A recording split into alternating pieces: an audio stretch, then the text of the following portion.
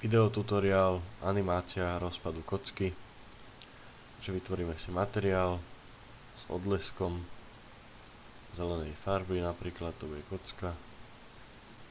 Vytvoríme si ďalší materiál červenej farby s odleskom, to bude guľa, ktorá kocku rozbije. A posledný materiál bude podlaha, takže napríklad čierna.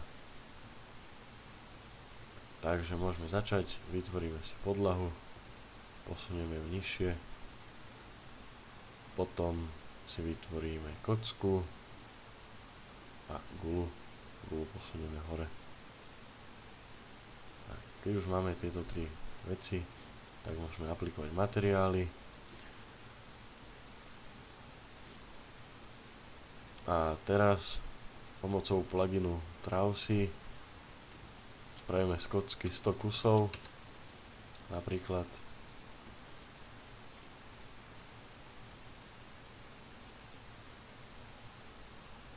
A ako vidíme, tak už máme dynamické telo na kocke, tak ešte pridáme dynamické telo na podlahu a takisto aj na guľu.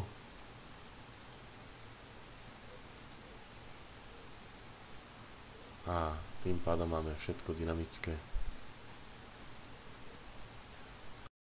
Chceme, aby sa kocka rozpadla, až keď na ňu padne guľa.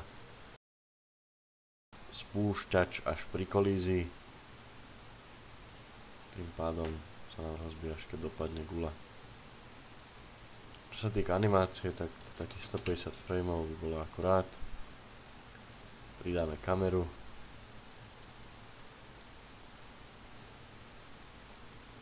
Odfajkneme a nastavíme kameru ako chceme.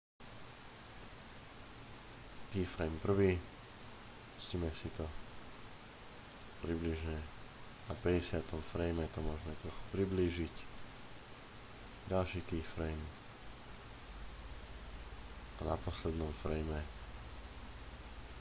to môžeme zase oddialiť. Tým pádom máme animáciu hotovú.